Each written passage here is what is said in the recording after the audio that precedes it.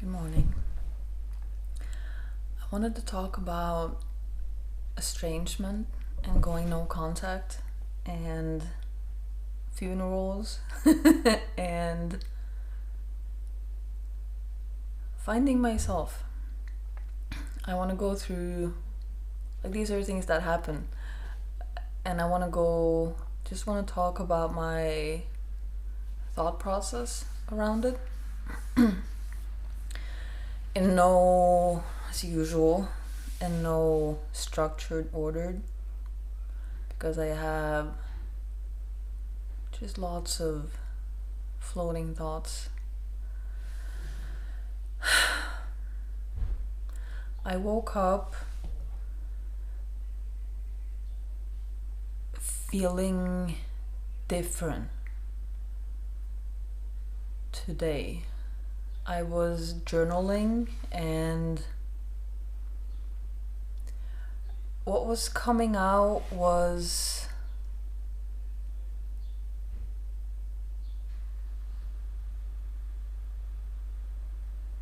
clear and decisive and as I said, different from how I often feel. So I had 4 weeks of solitude some time back. I think that was the start. Well, what's the start really? But that really affected my decision to go. Like, me being with myself on that level for 4 weeks. Already getting dizzy talking about this. That impacted me, my decision to, like, I blocked my parents on Facebook. I blocked them on my phone.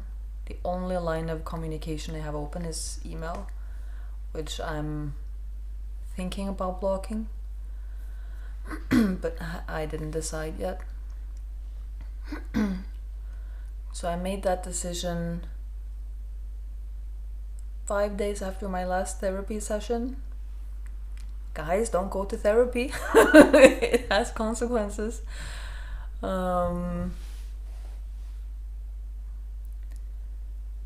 And I was on my phone, actually.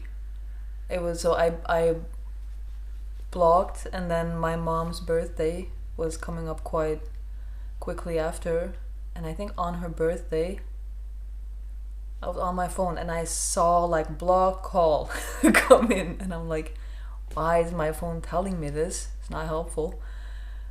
And then got texts also from a blocked number, also my mom. I didn't pick up, I didn't read the message because I'd blocked them. I'd blocked her.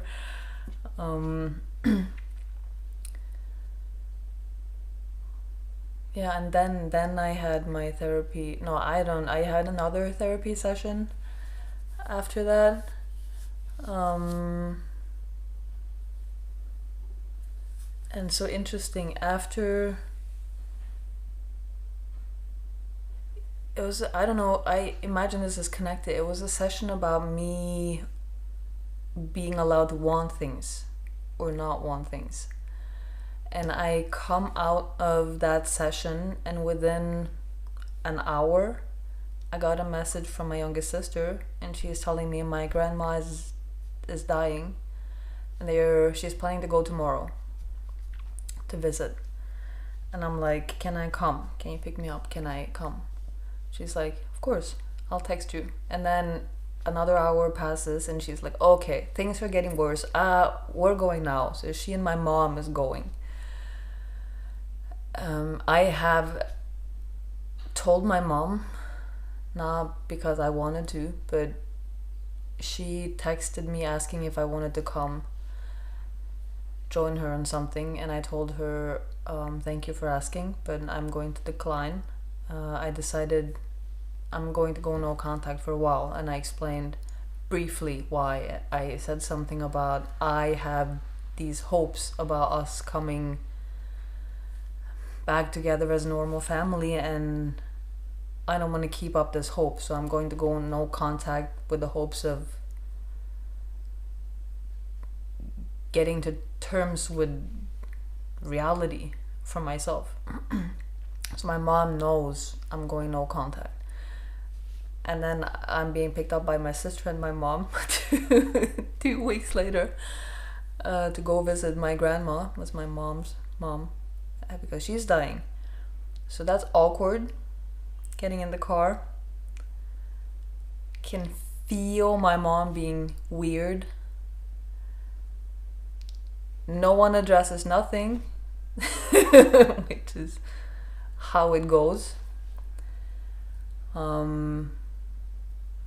I am, as I often am when I'm with them, I'm kind of just like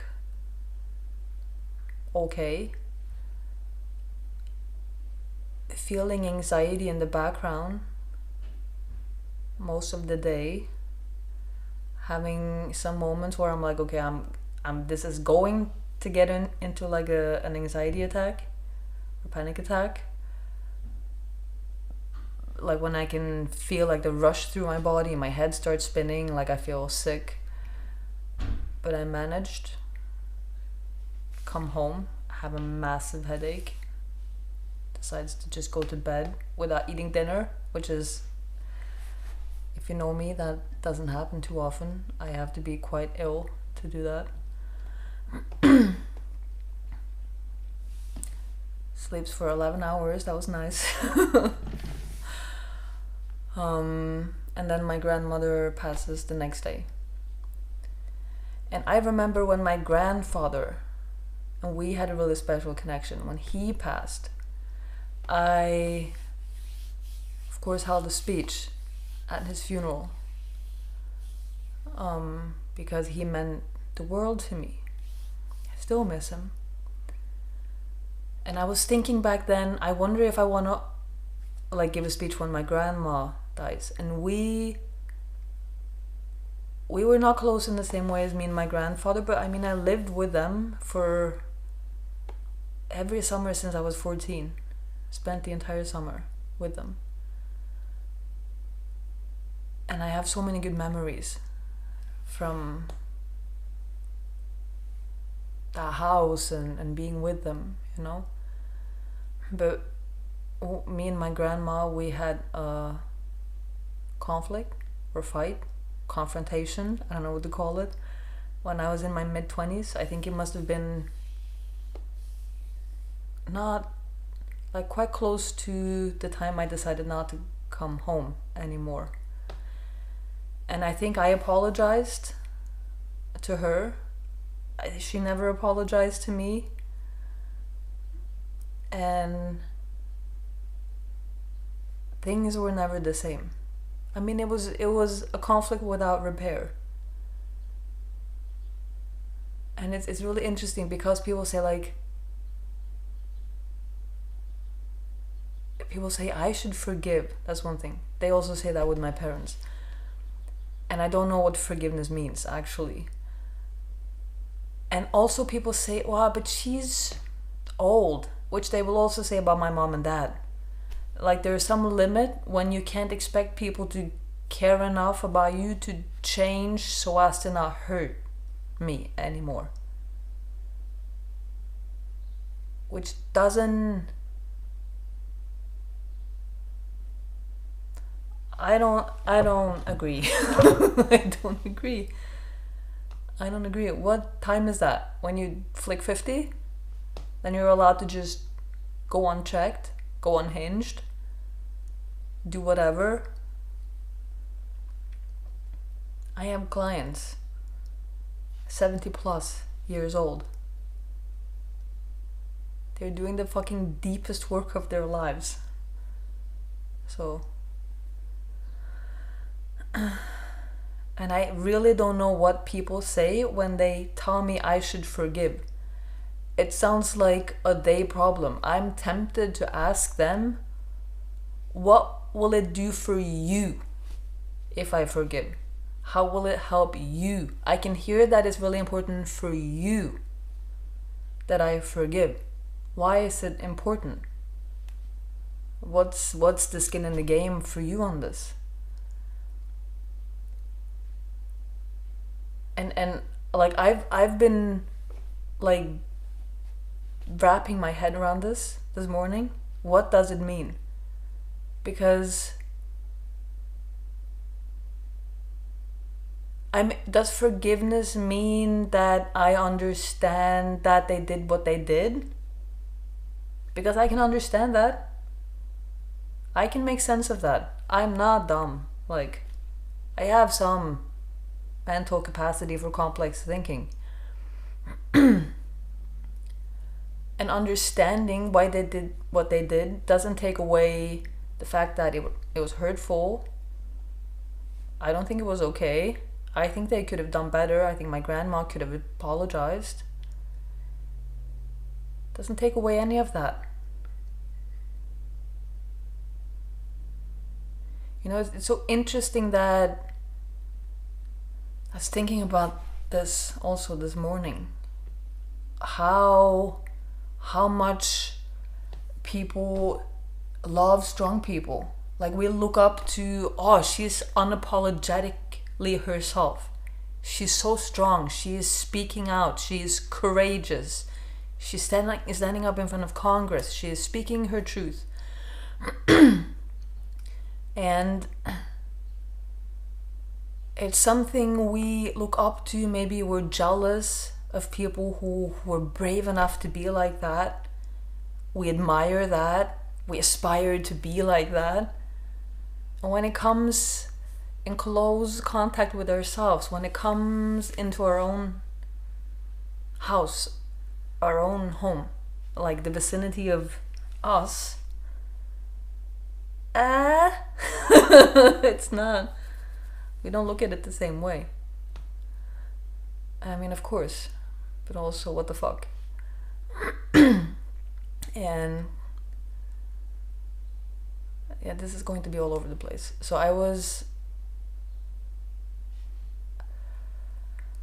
when I learned that she passed and the funeral is tomorrow, I was thinking, do I want to hold that speech? Do I want to write that speech? Do I want to give that speech?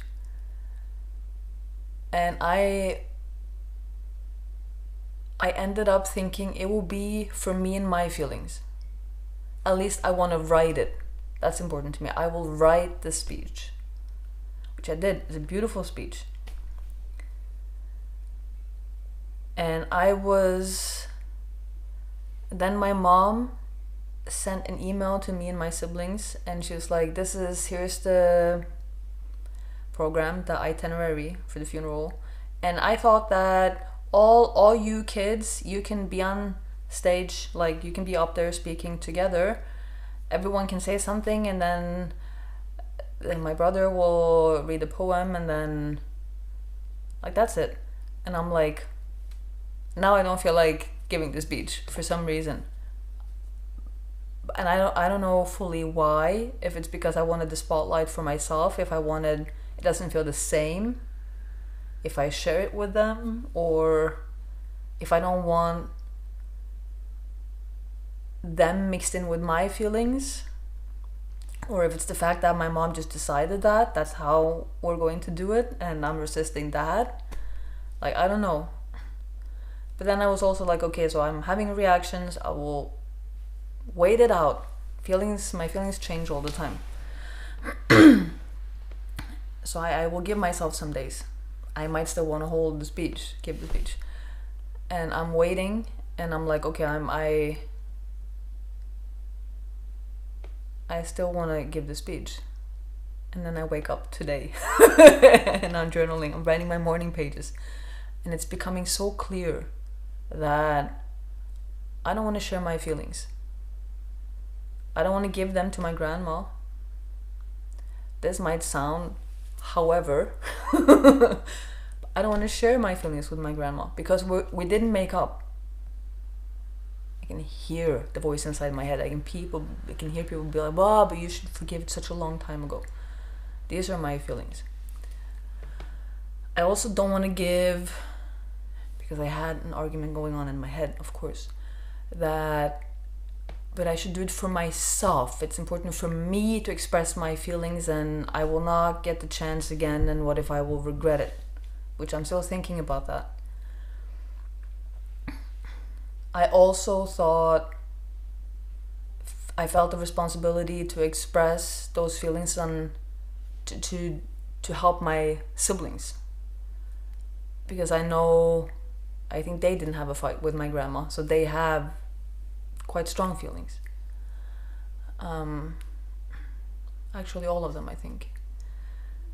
And then for the guests also, like someone I know, he said, you're also holding a speech for everyone else, for them to remember her. And then I'm like, I don't want to fucking help my siblings. I love them. I want a relationship with them, and I also don't want to help them because things are not okay between us. Because I am completely alone in my own truth, and it's completely glossed over by them. It's not acknowledged, nothing. And then I was thinking about the rest of my family. Like, what did they ever do for me? Nothing. Why should I share my feelings with them? And this is so interesting, because when I was writing the speech, I was bleeding out my feelings in a way, which, when thinking back, I think that's quite typical for me, to think that that's the way to get connection, to put all my feelings on my sleeve and be raw and exposed and vulnerable, and here's my whole heart, kind of. Please love me. At least I've done my job then, At least no one can say I didn't try then. At least they cannot say I didn't try. And it's interesting when I was writing to familiarize myself with my feelings are precious and they are a gift, and they are not something to give lightly. Blah blah blah. I can hear the voice in my head. But it's so beautiful to live with an open heart, and you should love everyone and everything, and that's the feminine urge to love, all that. But the truth in me, what I'm feeling, what's solid, is my feelings are precious. I don't want to share them with just anyone. I don't want to give them to people who don't deserve them. I don't want to give them to people who don't treasure them.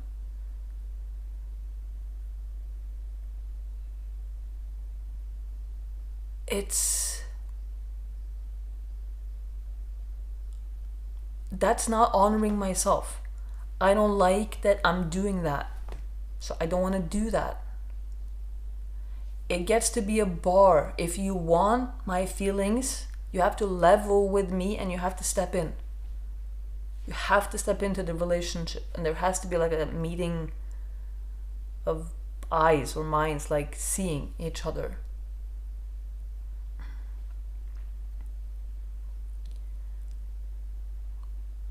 So then I'm sitting with now. Yeah, I'm not holding the speech then. I'm not holding the speech. And then I'm thinking, but for my siblings.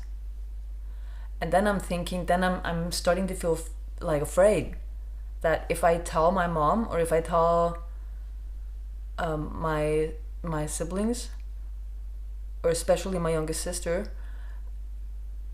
they'll get upset because they relied on me to say something, and if I pull out, they have nothing. So now they're like last minute have to do something, which if they wanted to express their feelings, they should have done so on their own volition. And I had one more thing. Yeah, because I was also like addressing my concern about will I regret that, not holding the speech, not giving the speech. I don't know what's the right way to say it. And I was thinking, okay, she's dead, so she will be dead tomorrow and she will be dead in a week. So it's not like her spirit's just around for the funeral and then she's gone. So it's literally my only chance is tomorrow. If I want to communicate my feelings to her, I have a chance every day for the rest of my living life, you know? Why would it be so important for me to do it specifically at the funeral? And I can't think of a reason. If it's about my feelings, then I can do it whenever. And then I started thinking, so I can have my own ritual by myself if I don't want to share my feelings with my family, you know? I want to keep my precious feelings to myself. Do I want to share them with my grandma in a ritual a day later? I'm like, no, I don't want to share my feelings with her either. And then I started questioning if I'm just being a bitter, jaded, resentful person who is unable to forgive. And then I'm thinking about the fight me and my grandfather had. We had two times when he raised his voice at me. And or maybe it was just one, I don't know. But the time that he raised his voice and it really hurt me, it was the first time he raised his voice at me.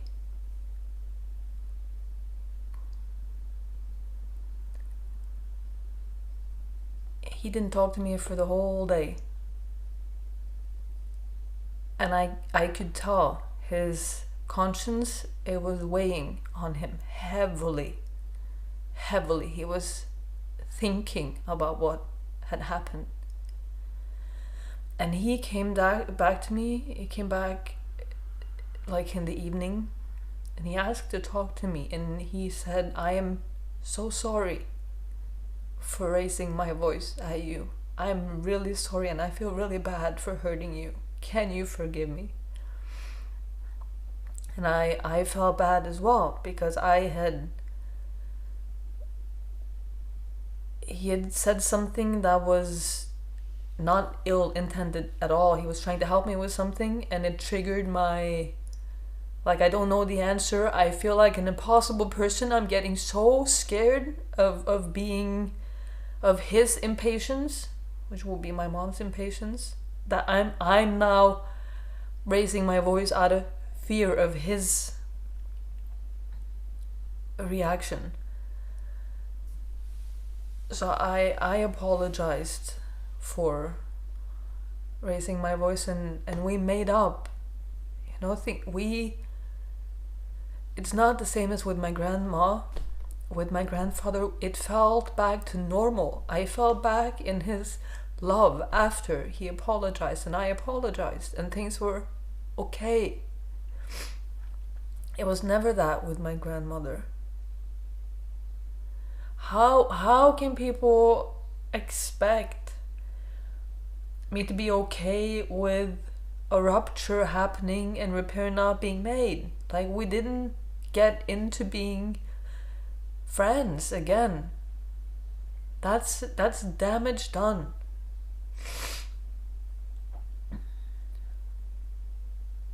People who say like, oh, but it was just one thing, and what, it was one thing. That's how sensitive we are. Everyone is. It's just we don't acknowledge the fact.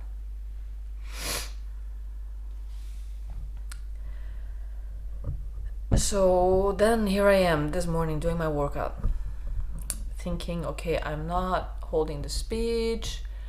If my mom wants me to be with my siblings on stage, I don't want to do that. And I get into this whole feeling of, which also came up in my morning pages, of they are pretending, which my practitioner said in my last session, I grew up in a family of pretense, which is it's true. It's true. And it's becoming just more and more clear as I'm doing the work on myself that I am not interested in that anymore. And it's interesting, like I was thinking about Palestine and how some of the people I follow that speak about Palestine, they will be like the fight for freedom from oppression, from, like, if you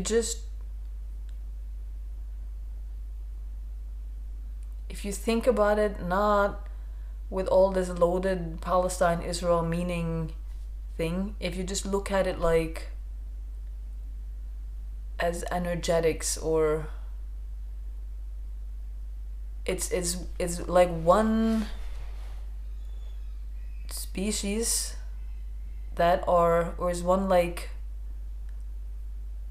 entity or blob of, it's like one consciousness that they are suppressing another. They're trying to suppress them to death. And they are fighting for rights to live and exist just on equal, they're just fighting for freedom, to be free, you know? And these people that I follow, they will talk about this fight. It's not just for Palestinians, and it's the fight's for everyone. The fight's in your heart. The fight's, yeah, it's in yourself. And then I'm thinking about the situation I'm in. And I'm thinking about how fucking weak people are. I'm thinking about how I make the bravest fucking decisions and people try to not have me make those decisions, while at the same time like admiring me for being so courageous, but when it suits them. This is so twisted. I love how courageous you are. I love how strong you are. And then I use my courage and my strength to not go to the funeral. Because if I go to the funeral, I step into a world of pretense and pretend. And I don't want to step into a world where I have to deny my truth to be in that world. That doesn't work. It should be coexistence. My truth and your truth. We should meet in this field of presence and awareness, and you can have your stuff and I can have my stuff, and we're in it together. It's like this rising above all your stuff, all your beliefs and, you know, trauma and wounds and whatnot, and walk each other home. That would be nice, wouldn't it? So when I take that courageous, like bold stance, then, but think about your family, but think about, but what, do you admire my strength or do you not? Because this is what comes with the strength. This is the strength, you know?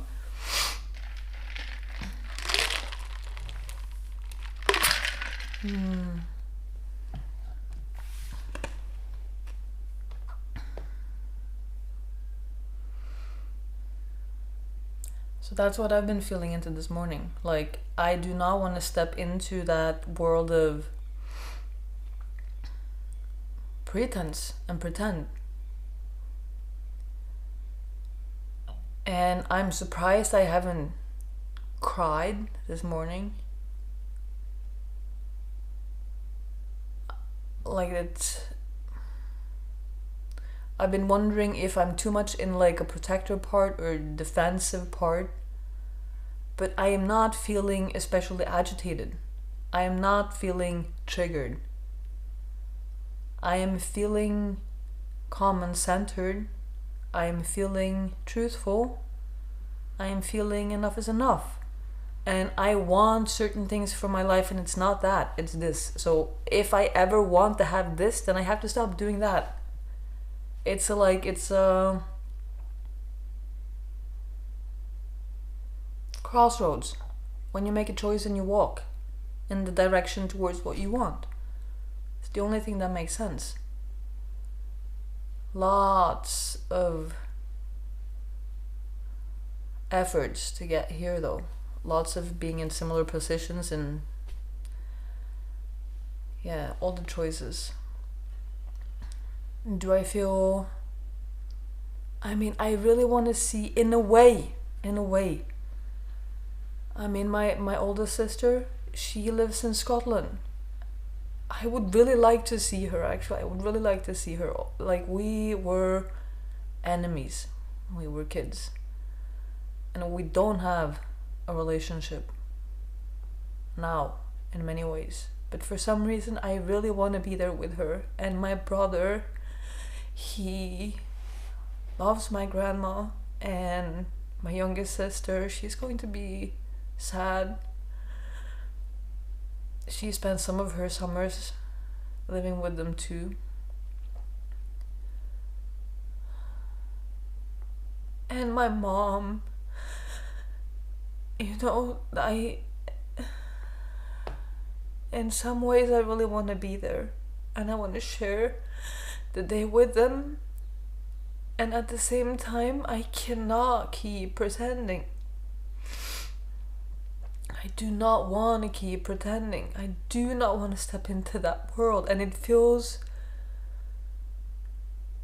like action speaks louder than words. Somehow it feels important to make that choice, to not keep going. I've always kept going. Always. So and I don't know what I will do until I do it, I think. Although now I'm leaning towards I'm not going. Because I was thinking, I do not want to step into that world. Give me a reason. because I'm afraid, like, the easiest choice is to go. Although actually I'm scared if I don't go, I will regret it. I'm also scared that if I do go, it feels like letting myself down and I will regret that too. So that's fun. But I was thinking, give me a reason. And then I was like, oh right, I was supposed to text my mom and ask if my dad's coming. And I'm just sitting there like, just please let her say he's coming, because then I'm not going. And I sent her an email and she replied and she's like, yeah, he's coming. I'm like, I'm not coming. No, I'm not going. I can't. Like, if I'm leaning now towards I wanna go, that hurdle of him being there, that makes it a whole different beast. Makes it a whole different story.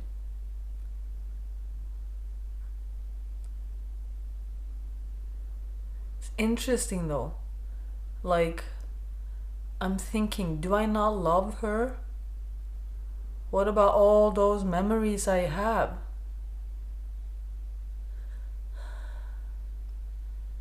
it's nice to come together and remember, to grieve together, to be together. Those thoughts, they're in me, but it's almost like they cast like a picture of what the day would be. It would be nice if the day was like this. It's like when you fantasize, but it's only a fantasy. When you put it into reality, you have breaks. Then you discover the breaks. Because I think there are certain things in fantasy that you can remove things, or you don't have to feel things, but when you do it in reality, then those things are part of it. So maybe in this image that I'm casting, like I will come and I will not have a hard time with my dad, and it will be just full embraces with my siblings, and we love each other and I love them, and I don't have to feel this feeling of, oh, but I know I was molested by my dad, or at least I think so, and all indicators are, and I've talked to them and my mom doesn't believe me and she told me to my face, and everyone's pretending like nothing happened, and this is awkward and I'm having a hard time. None of that is there in that image that I'm casting. But if I put my ass on the train tomorrow, that will definitely be in my, like, that will be in my experience, you know.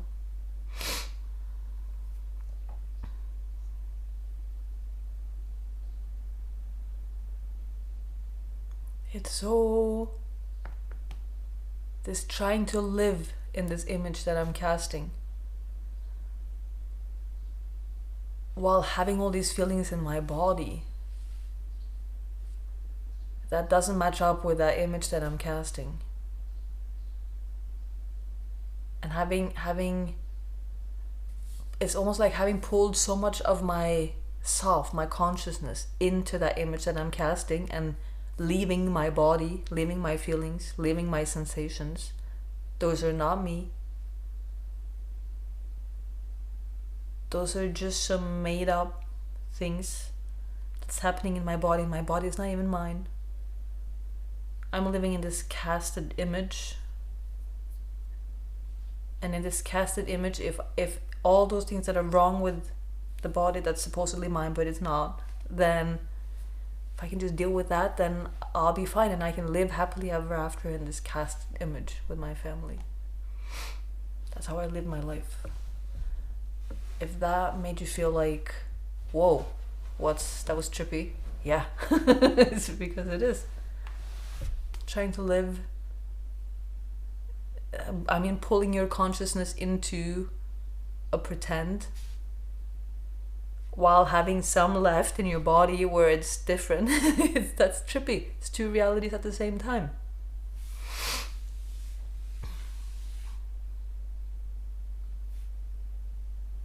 It's weird.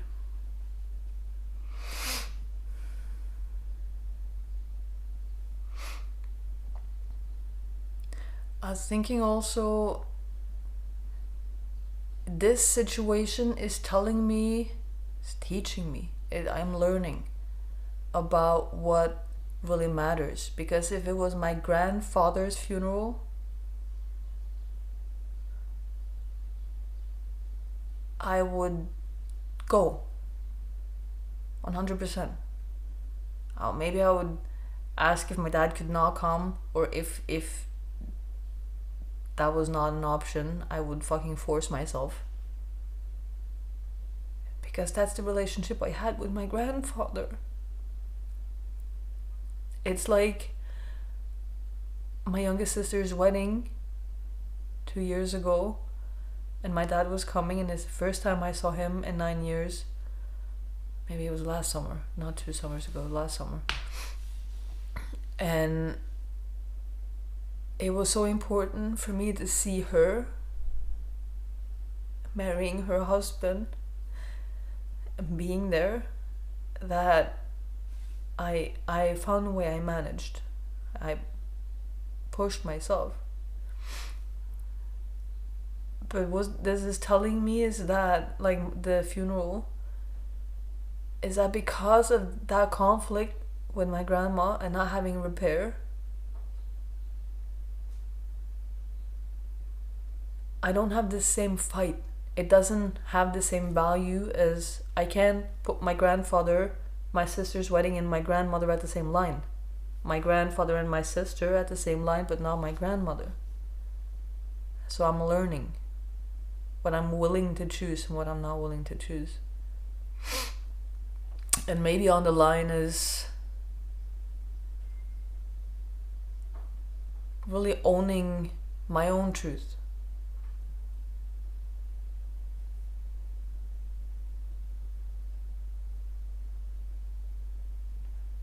And I was watching 2 videos about estrangement from a psychotherapist before coming here, and well, let me remember.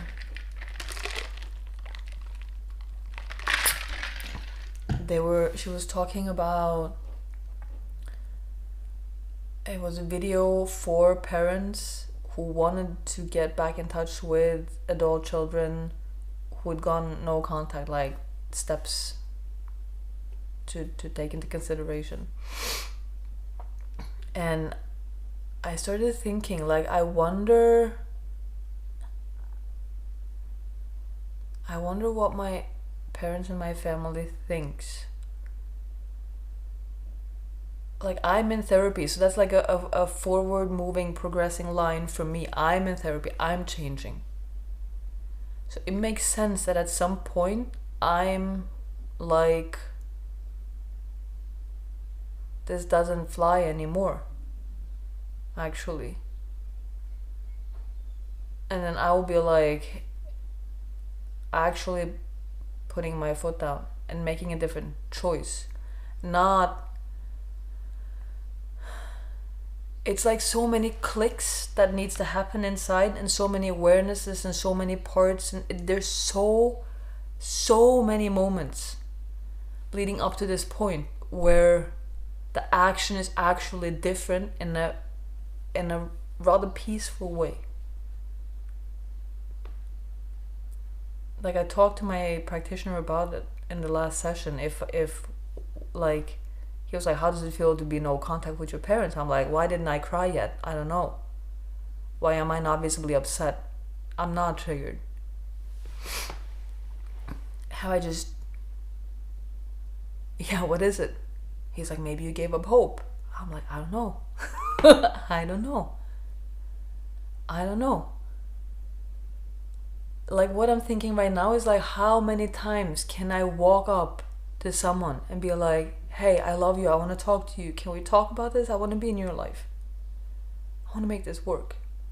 How many times can you do that, coming from innocence, coming from vulnerability, coming from, I miss you, I love you? And it's never picked up, you know?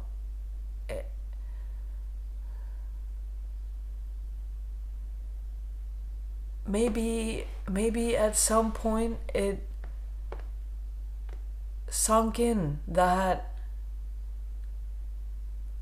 I've asked from my heart so many times.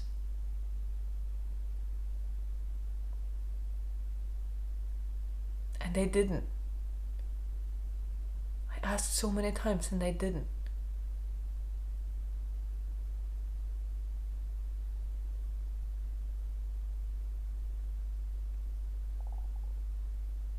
So I'm not going to anymore.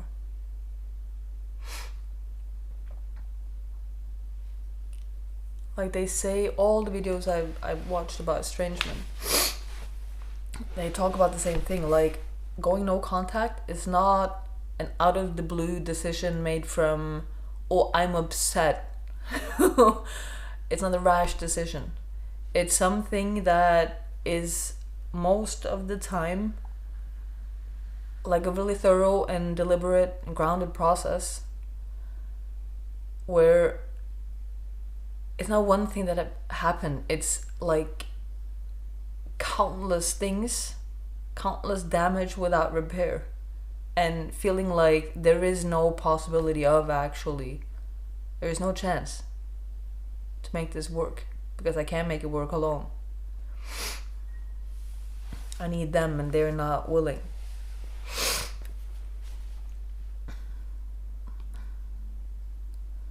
And I mean, if I tried since I was like in the middle of my teens, like 15, 16, asking for family meetings, can we talk things through? Can we solve things?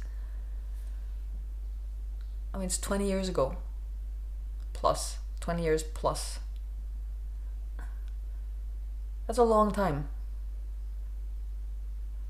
That's a long time.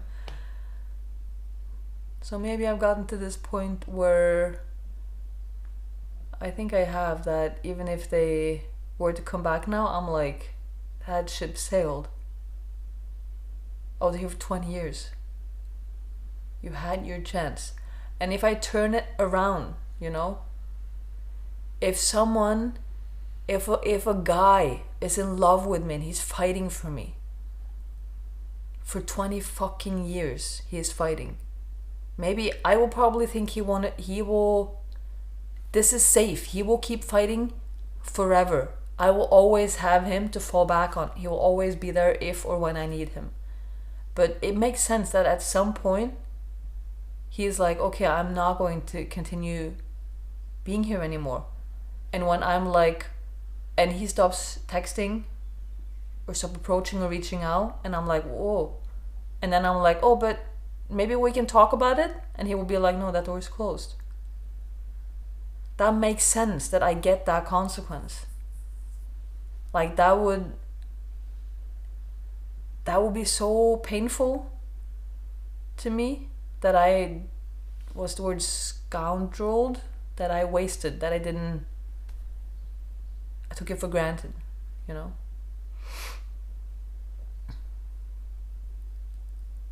Because now it's lost forever. That will be my loss to bear. If he's been fighting for me for 20 years, full of love, wanting me.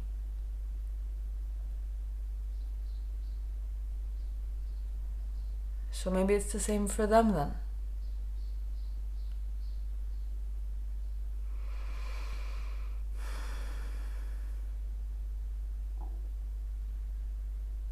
Yeah, I think I've talked myself through. Let's see what I end up doing.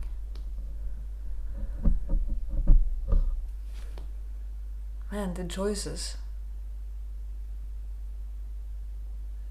I do for myself.